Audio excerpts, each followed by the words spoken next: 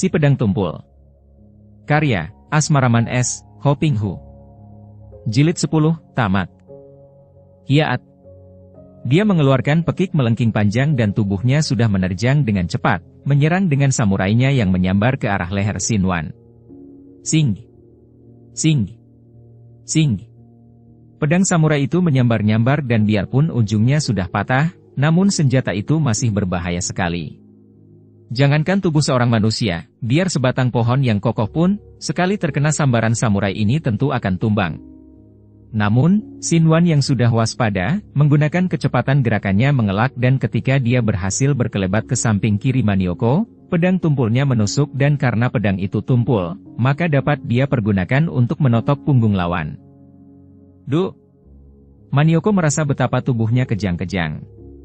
Dia berusaha untuk membuyarkan pengaruh totokan itu dengan bergulingan. Tubuhnya bergulingan dan akhirnya dia jatuh ke bawah panggung dan samurainya terlepas ketika dia terjatuh, dan tubuhnya masih lemas sehingga dia perlu dibantu oleh para anak buahnya, dipapah kembali ke tempat duduknya. Matanya melotot dan mukanya berubah merah, apalagi ketika terdengar suara sorak dan tepuk tangan meledak, menyambut kemenangan pemuda yang mewakili Peksim Lokai itu. Hidup pendekar pedang tumpul! Teriak mereka. Pada saat itu, nampak bayangan berkelebat dan Lili telah berdiri di depan Xin Wan. Semua orang memandang dengan hati berdebar penuh ketegangan. Mereka tadi sudah melihat kelihayan gadis cantik itu yang dengan amat mudahnya mengalahkan kakek pengemis Teakau Sin Kai yang terkenal. Sementara itu, Xin Wan menghadapi Lili dengan alis berkerut pula. Sama sekali tidak disangkanya bahwa gadis ini terlibat pula dalam urusan pemilihan pimpinan Kaipang, dan dia pun melihat Beicho Asian Li hadir di sana. Kiranya engkau pendekar pedang tumpul yang ingin menjadi pemimpin kaum Jembel, ya? Lili berkata mengejek. Lili, mungkin kehadiranku sama dengan kehadiranmu, hanya menjadi wakil. Kuharap engkau tidak menentangku, karena kiranya kurang pantas kalau seorang gadis seperti engkau ikut terlibat dalam pemilihan pemimpin Kaipang seperti ini. Xin Wan, tidak perlu banyak cakap lagi, kata Lili dengan muka merah. Ada 3 perkara yang mengharuskan aku menentangmu dan disinilah kita akan menentukan siapa lebih unggul. Pertama, engkau tadi lancang maju melawan si Jepang itu sehingga aku kehilangan kesempatan menghajarnya. Kedua, engkau dan aku sama-sama mewakili calon pemimpin Kaipang, dan ketiga, karena aku benci padamu. Nah, cabutlah pedangmu. Gadis itu sudah mencabut sebatang pedang dan nampak sinar putih berkelebat menyilaukan mata. Xin Wan tadi telah menyarungkan kembali pedangnya setelah mengalahkan Manioko, sekarang dia ragu-ragu untuk mencabut pedang melawan Lili, gadis yang mendatangkan kesan mendalam di hatinya itu. Melihat keraguan Xin Wan sedangkan gadis itu sudah mencabut pedang dan siap siaga, Kui Xiang yang sejak tadi memandang penuh perhatian karena ia mengenal gadis itu sebagai gadis yang pernah dilihatnya tertidur di pangkuan Xin Wan, segera berseru dari tempat duduknya. Suheng, kalau engkau lelah, biar aku yang mewakilimu menghadapinya. Xin Wan terkejut. Dia teringat betapa sumoinya pernah melihat Lili, bahkan sampai cemburu, maka kalau sumoinya yang maju, tentu akan terjadi pertandingan mati-matian. Tidak, dia tidak boleh membiarkan 2 orang gadis itu berhadapan sebagai lawan, maka cepat dia mencabut pedangnya dan menoleh ke arah Kui Xiang. Sumoi, tidak perlu engkau turun tangan. Aku yang mewakili Bulo Qianwei, katanya sambil menghadapi Lili dengan sikap tenang. Kalau engkau mendesak, apa boleh buat? Majulah, aku sudah siap. Xin Wan, sekali ini engkau akan mati di tanganku, gadis itu berseru penuh kemarahan. Akan tetapi aneh, suaranya lirih dan mengandung suara serak seperti isak tertahan. Akan tetapi pada saat itu, sinar putih menyambar-nyambar dan sinar itu bergulung-gulung dengan dahsyat sekali. Xin Wan bersikap waspada dan dia pun berloncatan ke belakang sambil mengatur langkah untuk menghindarkan diri. Dia pun kagum dan terkejut. Pedang putih yang dimainkan gadis itu memang hebat bukan main, seperti gerakan seekor ular yang amat ganas.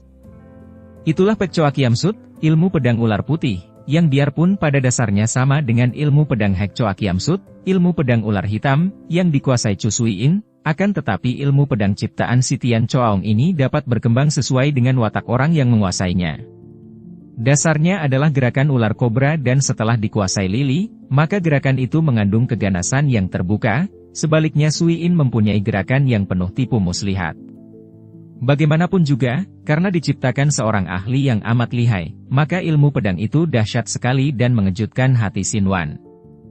Namun, pemuda ini telah menerima gemblengan yang masak dari Shemxian, apalagi setelah mengusai Shemxian Xin Kun, maka Xinwan seolah-olah kini telah menguasai kepandaian ketiga orang gurunya digabung menjadi satu.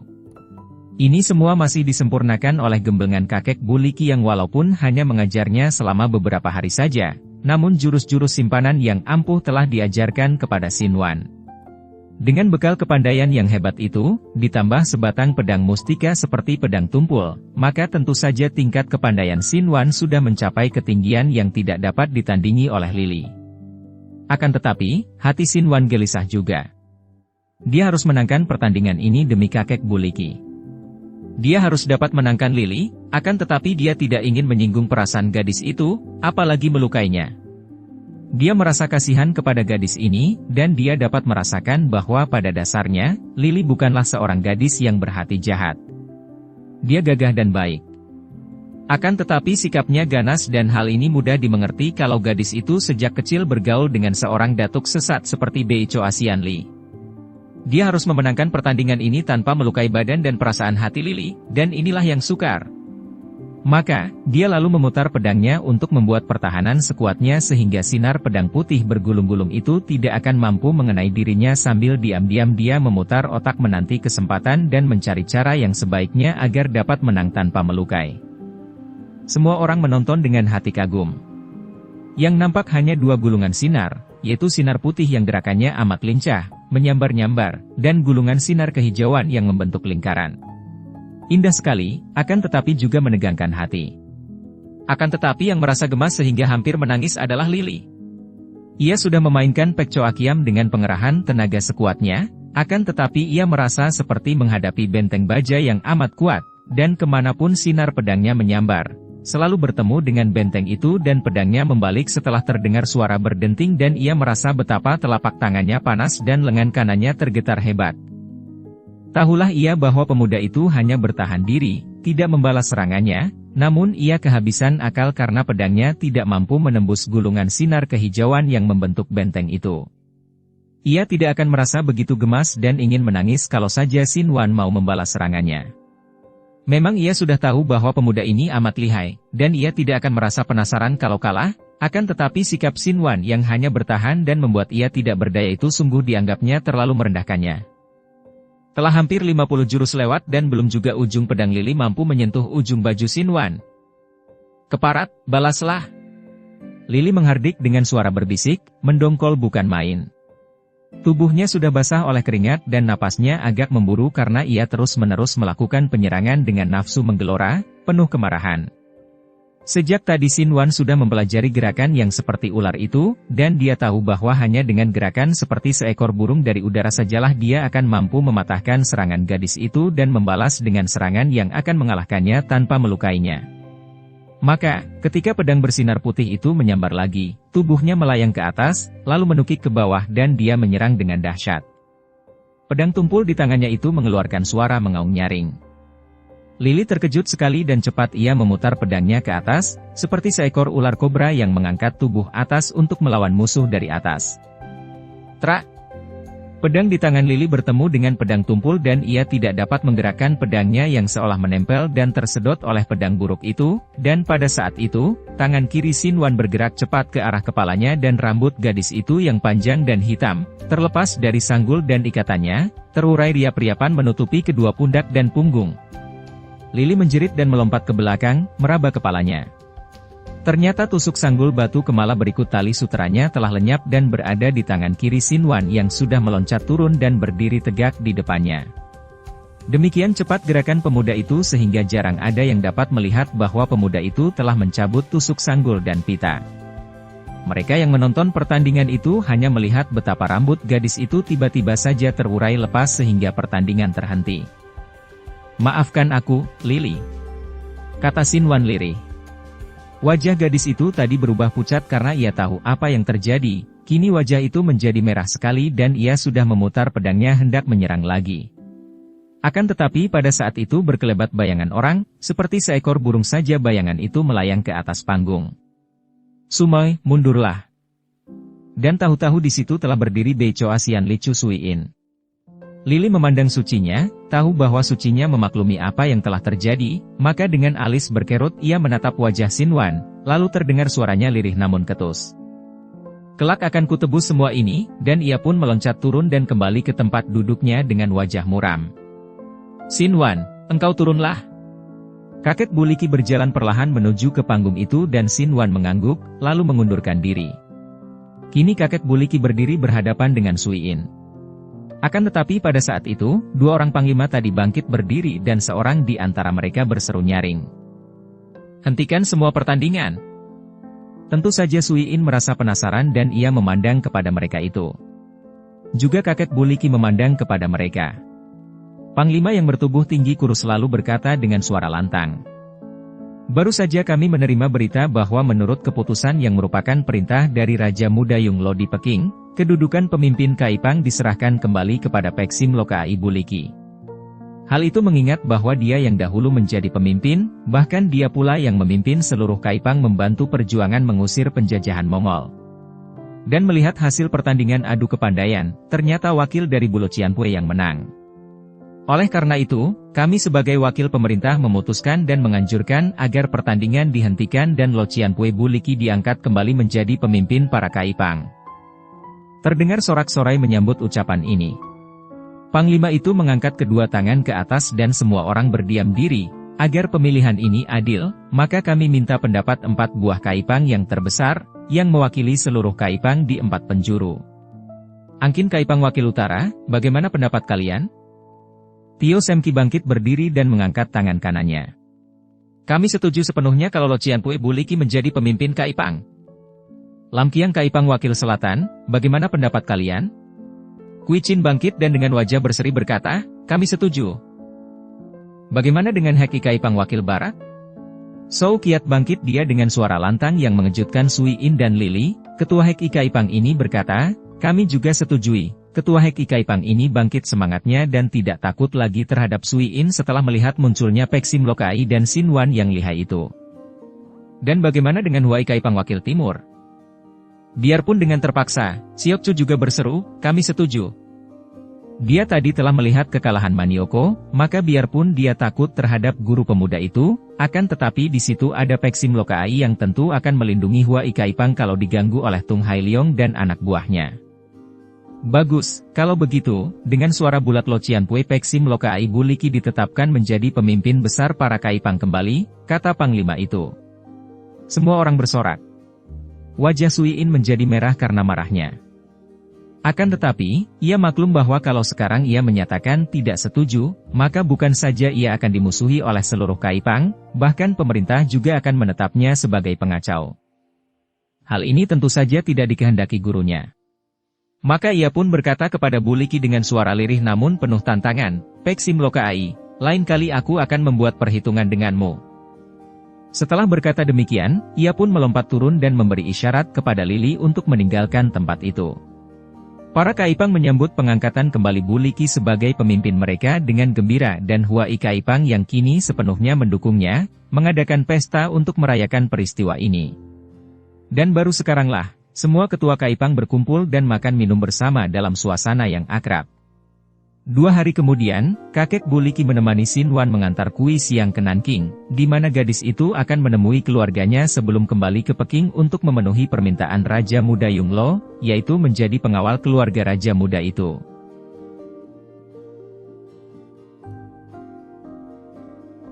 Mereka semua berkumpul di gedung yang dahulu menjadi tempat tinggal pembesar Lim Chun. 3 orang paman dan 2 orang bibi dari ayah dan ibu Kui Xiang datang bersama istri dan suami mereka, bahkan anak-anak mereka sehingga di situ berkumpul tidak kurang dari 25 orang anggota keluarga Kui Xiang.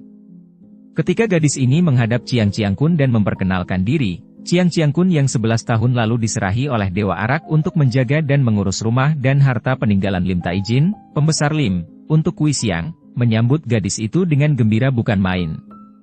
Dia seorang perwira yang jujur dan amat menghormati Dewa Arak, maka selama 11 tahun ini dia menjaga rumah keluarga Lim dengan baik, bahkan mempertahankan pelayan-pelayan yang lama di rumah itu, dan menyimpan semua harta peninggalan keluarga itu untuk Kui Xiang. Siang Cianggun pula yang memberi kabar kepada keluarga Kui Xiang tentang pulangnya gadis itu sehingga pada malam hari itu, mereka semua datang berkunjung dan berkumpul di rumah gedung yang kini menjadi milik Kui Xiang. Selain para anggota keluarga, hadir pula di situ Ciang Ciangkun yang menerima undangan Kui Xiang sebagai tamu kehormatan yang telah berjasa besar, dan hadir pula Xin Wan dan kakek Buliki. Kui Xiang menyuruh para pelayan yang juga menyambutnya dengan gembira untuk mengatur sebuah pesta untuk merayakan perjumpaan kembali ini. Gadis yang kini menjadi dewasa dan cantik itu dihujani pertanyaan oleh para paman dan bibinya yang dalam pandangan Xin Wan jelas menunjukkan sikap kebangsawanannya. Mereka itu rata-rata bersikap angkuh, penuh sopan santun dan semua gerak-gerik mereka terkendali dan teratur, membuat dia merasa sungkan dan rikuh. Tidak demikian dengan Buliki yang bersikap biasa saja, minum sesenangnya dan tersenyum-senyum mengacuhkan mereka. Kui Xiang yang merasa kewalahan menghadapi hujan pertanyaan, akhirnya berkata dengan suara lantang kepada mereka semua. Para paman dan bibi dan saudara sepupu, saudara misan, aku sampai lupa untuk memperkenalkan dua orang tamu yang datang bersamaku, bahkan yang mengantar aku sampai ke rumah. Perkenalkan, Lo Qianwei ini adalah Peksim Lokai Buliki. Beliau seperti guruku sendiri dan beliau ini adalah pemimpin besar seluruh perkumpulan pengemis di 4 penjuru. Buliki yang diperkenalkan, senyum-senyum saja, mengangkat cawan arak kepada mereka semua lalu minum tanpa memperdulikan kenyataan bahwa tidak ada seorang pun yang menyambutnya. Pengemis, terdengar seruan-seruan tertahan dan semua anggota keluarga itu memandang ke arah Buliki dengan alis berkerut dan mereka kelihatan jijik kepada kakek yang berpakaian tambal-tambalan itu. Diam-diam Xin Wan memperhatikan mereka dan dia merasa perutnya panas. Betapa sombongnya keluarga ini, pikirnya. Kakek Buliki bahkan pernah menjadi tamu yang dijamu makan minum oleh Raja Muda Yunglo, pangeran dan putra kaisar. Akan tetapi orang-orang ini, yang mungkin hanya merupakan bangsawan-bangsawan kecil, bersikap demikian angkuh dan tinggi hati. Apakah selalu demikian sikap orang yang tanggung-tanggung? Yang sedikit mempunyai kedudukan menjadi besar kepala, yang mempunyai sedikit kepandaian menjadi sombong dan merasa diri paling pintar, dan seterusnya. Tentu saja Kui Xiang juga melihat dan mendengar sikap dan ucapan para keluarganya itu, akan tetapi ia tidak peduli. Dan ini adalah suhengku bernama Xin Wan. Dialah yang telah banyak membantuku selama ini. Berbeda dengan Buliki yang ketika diperkenalkan tetap duduk saja hanya mengangkat cawan ke arah mereka semua, Xin Wan bangkit berdiri, mengangkat kedua tangan memberi hormat kepada mereka semua. Hal ini dia lakukan terutama sekali untuk menghargai Kui Xiang yang memperkenalkan dia kepada keluarga gadis itu. Akan tetapi, hanya beberapa orang saja yang membalas penghormatan Xin Wan, itu pun hanya dengan anggukan kepala atau senyum.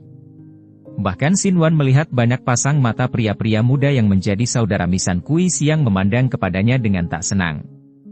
Adik Kui Xiang, kata seorang pemuda yang usianya sekitar 25 tahun, tampan dan pesolek, kulihat suhengmu ini seperti bukan orang Han, benarkah?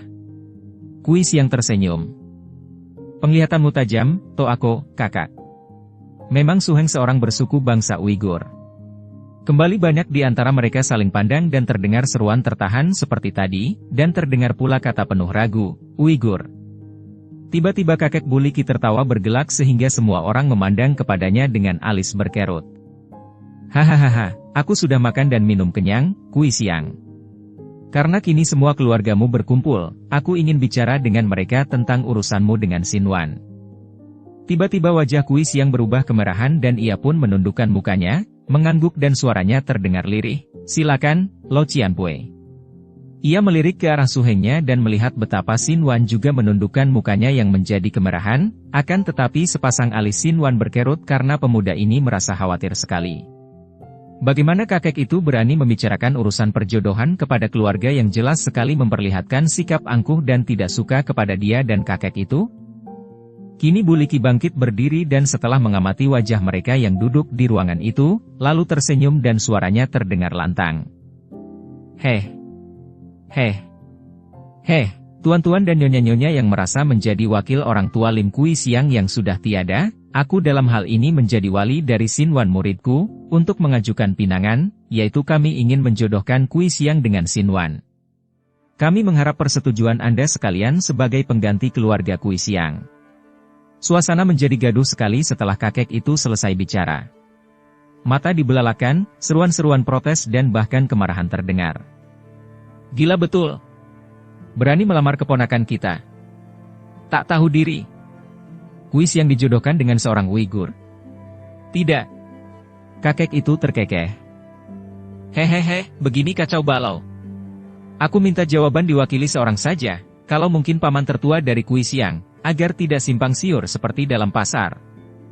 Seorang laki-laki berusia 50 tahun lebih bangkit dari duduknya dan sejenak dia memandang ke arah Kui Xiang dengan alis berkerut, lalu menghadapi kakek Buliki. Dia seorang laki-laki tinggi kurus yang pakaiannya mewah dan sikapnya seperti bangsawan tulen, dahinya lebar dan ketinggian hatinya nampak pada lekuk bibir dan gerakan cuping hidungnya. Kami seluruh keluarga Nona Lim Kui Xiang menyatakan sepenuhnya menolak pinangan ini. Kui Xiang mengangkat muka dengan alis berkerut, akan tetapi ia tidak dapat mengeluarkan suara karena tidak ingin memancing keributan di depan Xin Wan dan kakek Bu. Peksim Lokai terkekeh lagi. Hehehe, tegas dan jelas penolakan itu, akan tetapi setiap penolakan sepatutnya disertai alasannya. Kenapa Anda sekalian menolak pinangan kami? Ingat, kedua orang muda itu saling mencinta dan telah bersepakat untuk hidup bersama sebagai suami istri. Tidak, kata laki-laki itu dengan angkuh. Kami menolak. Pertama, keponakan kami Kui Xiang telah kami jodohkan dengan seorang keponakan kami yang lain. Kedua, Kui Xiang tidak akan menikah dengan seorang yang tidak sederajat dengannya. Ketiga, muridmu, itu adalah seorang suku bangsa Uighur, suku asing yang tentu tidak mengenal peradaban bangsahan kami. Dan masih banyak lagi alasan kami menolak, akan tetapi sudah cukuplah dan harap jangan bicarakan lagi urusan pinangan yang tak masuk akal itu. Si Ai Supek, Wacio, engkau sungguh melewati batas. Tiba-tiba Kui Xiang berteriak marah. Aku tidak pernah minta engkau atau siapapun mewakili orang tuaku. Sumoy. Xin Wan memperingatkan Sumoynya agar tidak bersikap kasar kepada keluarga sendiri. Teringat akan hal ini, Kui Xiang lalu menghadapi Xin Wan dan kakek Buliki. Harap Lo Cianpui dan Su Heng suka meninggalkan kami. Malam ini aku akan berurusan dengan mereka ini, dan besok pagi aku akan menemui kalian di rumah penginapan Lok An. Baiklah, Sumoy, akan tetapi harap engkau bersabar. Mari, Lo Cianpui, kita pergi mencari kamar di Hotel Lok An. Xin Wan mengajak kakek yang tersenyum-senyum itu keluar dari tempat itu, diikuti pandang mata penuh kebencian oleh para keluarga Kui Xiang. Setelah dua orang itu pergi, Kui Xiang menyuruh semua pelayan keluar dari dalam ruangan itu. Kemudian ia menutupkan daun pintu ruangan itu dan dengan mata, mencorong ia memandang kepada semua keluarga yang berkumpul di situ. Kalian ini sungguh orang-orang yang tidak sopan. Apakah hak kalian untuk menentukan jalan hidupku? Aku masih menghargai kalian dan malam ini mengumpulkan kalian di sini sebagai keluarga dan tamu yang kuhormati. Akan tetapi ternyata kalian menyia-nyiakan itikat baikku dengan bersikap lancang dan tidak sopan terhadap orang yang kuhormati seperti Bu Lo Cianpui dan orang yang kucintai seperti Su Hengku. Kalian tidak berhak mewakili aku menolak secara kasar pinangan mereka terhadap diriku. Kui Xiang yang biasanya pendiam dan halus itu kini menjadi galak karena merasa sakit hati dan marah, timbul dari perasaan iba terhadap Xin Wan yang mengalami penghinaan dari mereka ini. Tapi, Kui Xiang, engkau adalah putri tunggal mendiang Kakanda Lim Chun yang berkedudukan tinggi, seorang bangsawan yang berdarah bersih. Bagaimana kami tidak marah mendengar engkau dilamar seorang pemuda dusun bangsa Uighur? Itu suatu penghinaan namanya.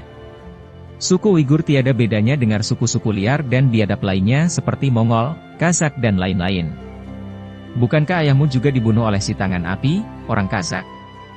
Paman Lui, bentak Kui Xiang kepada adik ayahnya itu. Baik buruknya seseorang bukan ditentukan oleh bangsanya, kedudukannya, kepintarannya atau kekayaannya. Bangsa atau suku apapun berdarah sama, darah manusia, kotor dan bersihnya ditentukan oleh sepak terjangnya dalam hidup. Jangan kalian menghina seorang manusia karena keadaan lahiriahnya. Banyak sekali bangsawan yang terhormat, pintar dan kaya raya, busuk hatinya. Sebaliknya rakyat kecil yang dianggap bodoh dan miskin, berhati mulia. Para paman dan bibi itu menjadi ribut-ribut dan suasana menjadi gaduh sekali. Mereka menganggap Kui Xiang seorang gadis yang menyeleweng dan merendahkan keluarga bangsawan sendiri. Melihat ini, Chiang Chiang Kun yang menjadi tamu kehormatan dan bukan anggota keluarga, segera bangkit berdiri dan berkata dengan nyaring, mengatasi semua kegaduhan. Kami mohon diri karena tidak mempunyai sangkut paut dengan urusan keluarga. Banyak terima kasih atas undangan dalam pesta kekeluargaan ini, dan sebagai ucapan selamat tinggal, harus kami nyatakan bahwa kami amat menghormat semua pendapat dalam ucapan Nona Kui Siang.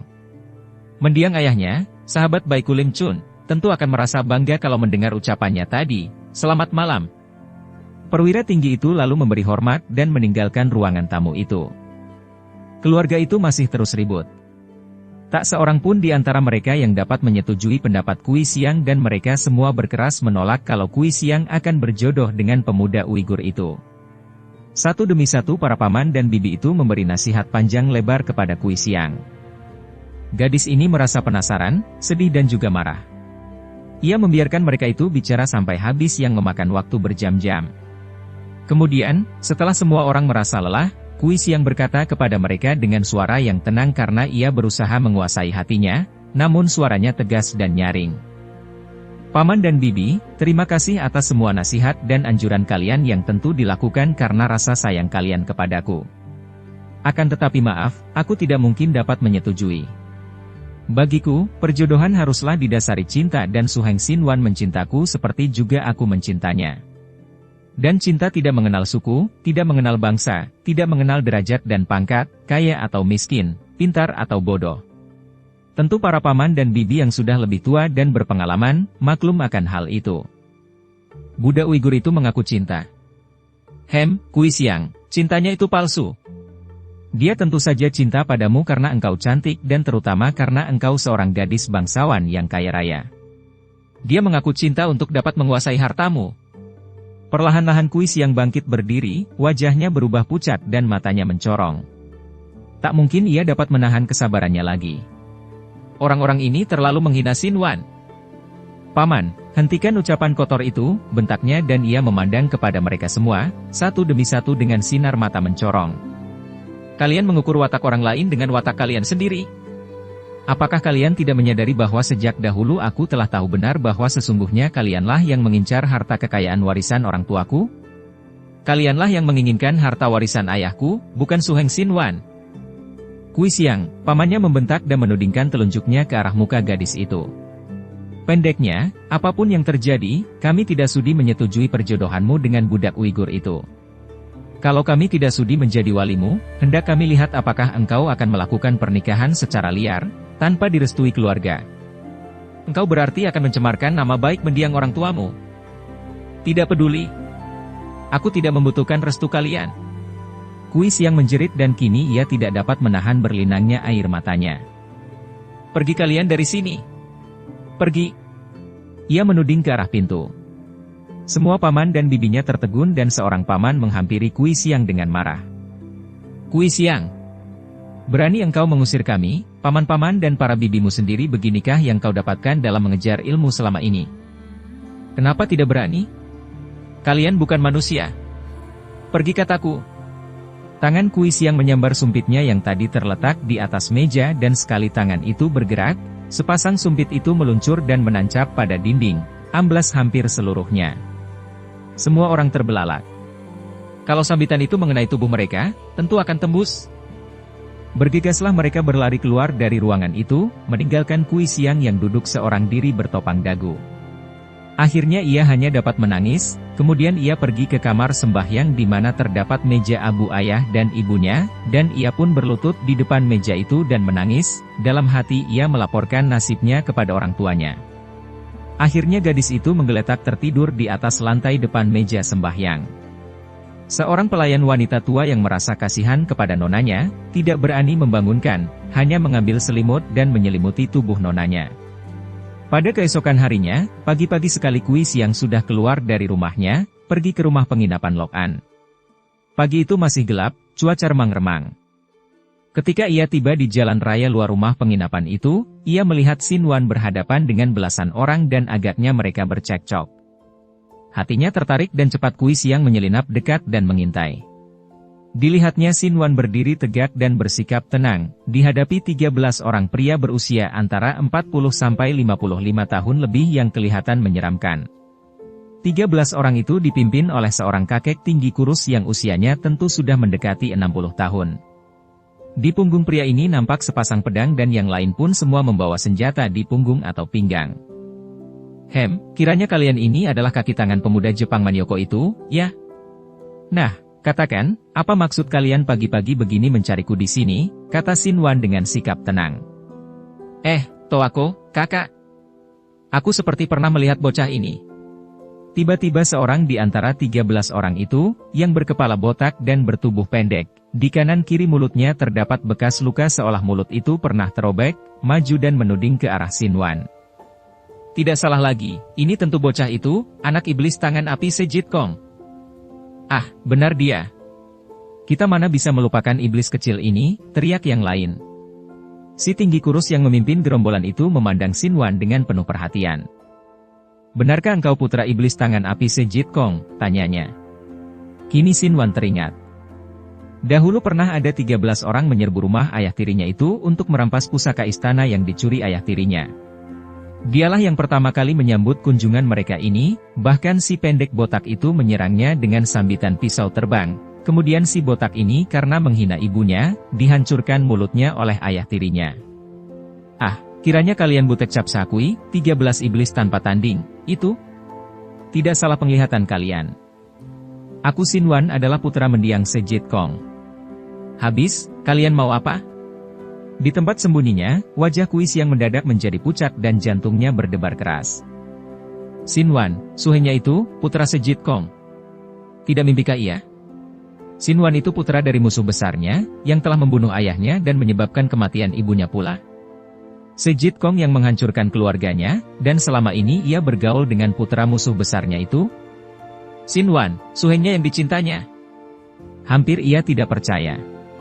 Suhengnya memang tidak pernah menceritakan riwayat hidupnya atau asal-usulnya dengan jelas, hanya menceritakan bahwa ayah ibunya adalah bangsa Uighur dan keduanya sudah meninggal dunia. Kiranya dia putra iblis tangan api Sejit Kong. Menggigil rasanya kedua kaki gadis itu, dan tubuhnya gemetar. Bagus. Si tinggi kurus mencabut sepasang pedangnya. Kalau begitu, kami bukan hanya akan membalaskan kekalahan Manioko darimu, akan tetapi juga karena ayahmu sudah mampus, kami dapat membalas kekalahan kami dahulu kepadamu, putranya.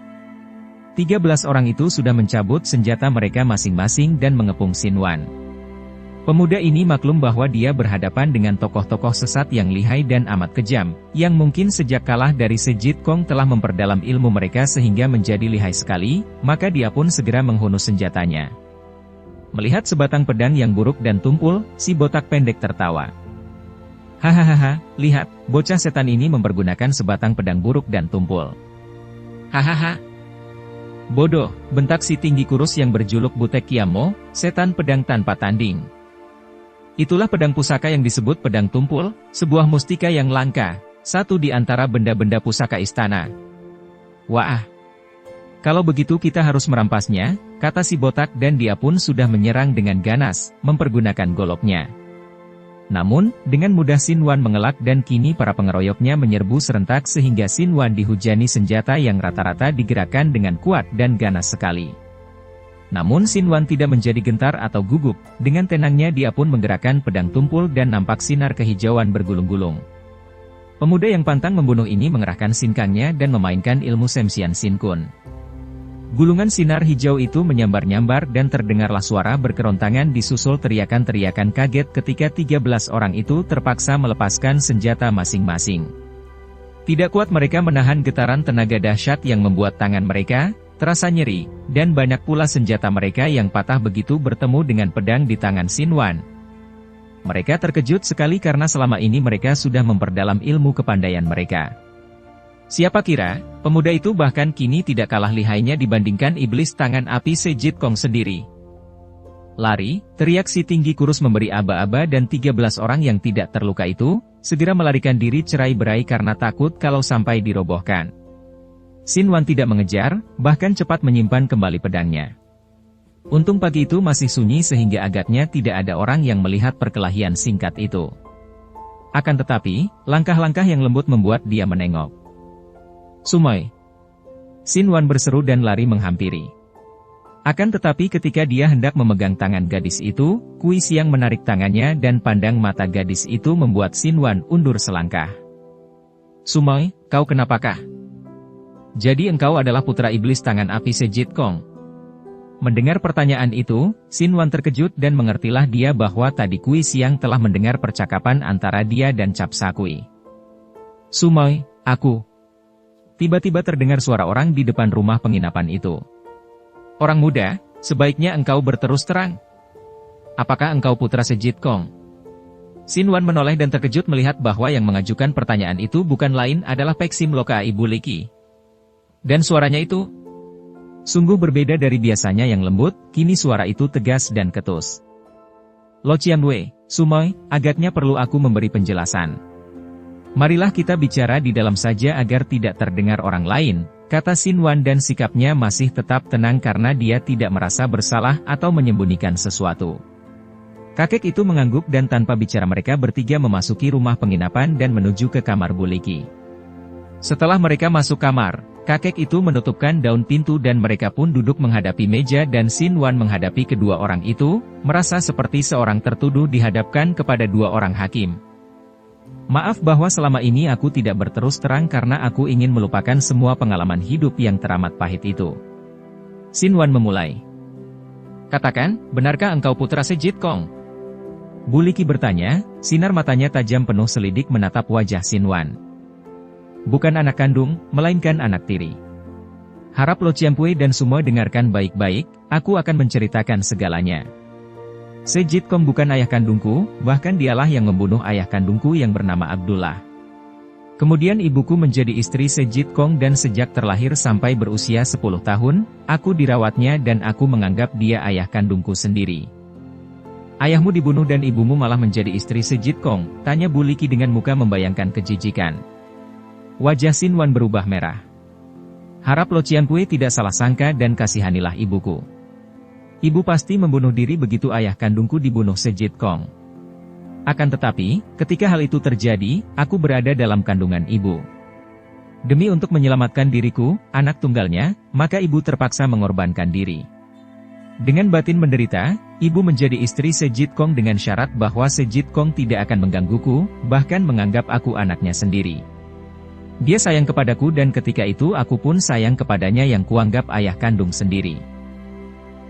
Lalu bagaimana engkau dapat mengetahui bahwa dia bukan ayah kandungmu dan dia bahkan membunuh ayahmu? Bu Liki mendesak. Ketika Sejit Kong tewas di tangan Sem Xian, ibuku yang merasa bahwa aku tidak terancam lagi dengan kematian Sejit Kong, lalu menebus dosa dan membunuh diri, sehabis membuka rahasia itu kepadaku. Ketika Cap Sakui menyerang Sejit Kong, ketika itu aku masih merasa sebagai anak Sejit Kong. Nah, demikianlah riwayatku. Ketika Sem Xian mengetahui riwayatku, maka Sem Xian lalu mengambilku sebagai murid. Terserah kepadamu, Sumoy, dan kepadamu Lo Qianwei, bagaimana kalian akan menilai diriku. Ya Tuhan, siapa sangka? Bu Liki bangkit, mondar-mandir di kamar dan berulang kali menggeleng kepala dan menghela napas panjang. Kemudian dia berhenti dan duduk kembali di depan Sinwan, memandang pemuda itu dengan sinar mata tajam dan suaranya terdengar sungguh-sungguh. Aku percaya bahwa Sem Xian tidak akan salah memilih engkau sebagai murid, Sinwan. Akan tetapi bagaimanapun juga, engkau dikenal sebagai putra Sejit Kong, berarti namamu sudah tercemar lumpur kejahatan.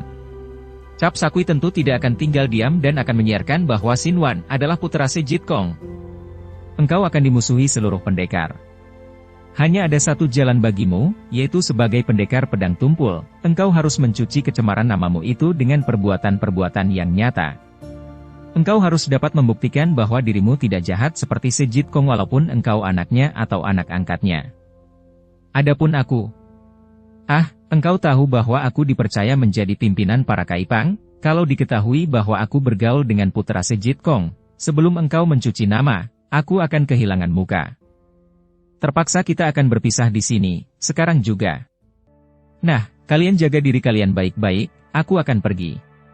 Kakek itu lalu menyambar buntalannya dan meninggalkan kamar itu dengan cepat. Sinwan bangkit berdiri seperti juga Kui Xiang, mukanya pucat ketika dia memandang kepada Kui Xiang.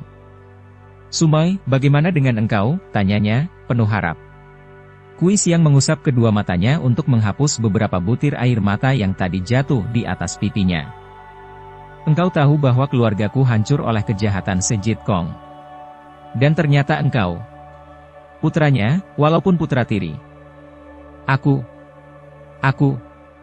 Bagaimana mungkin berdekatan denganmu? Su Heng, maafkan aku ini.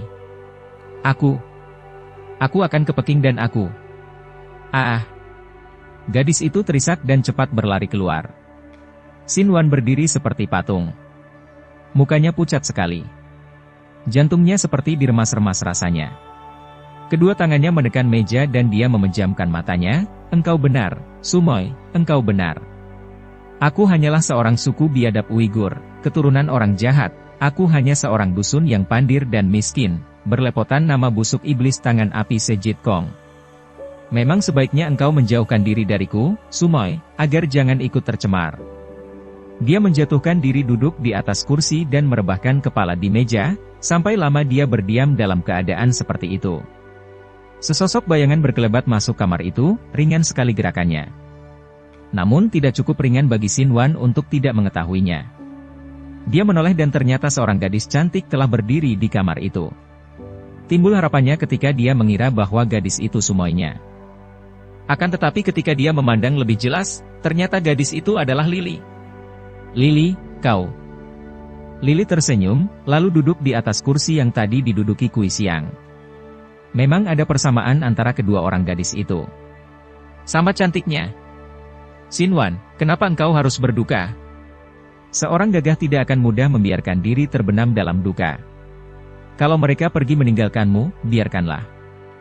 Di sini masih ada aku, Xin Wan. Aku akan siap menerimamu sebagai sahabatmu.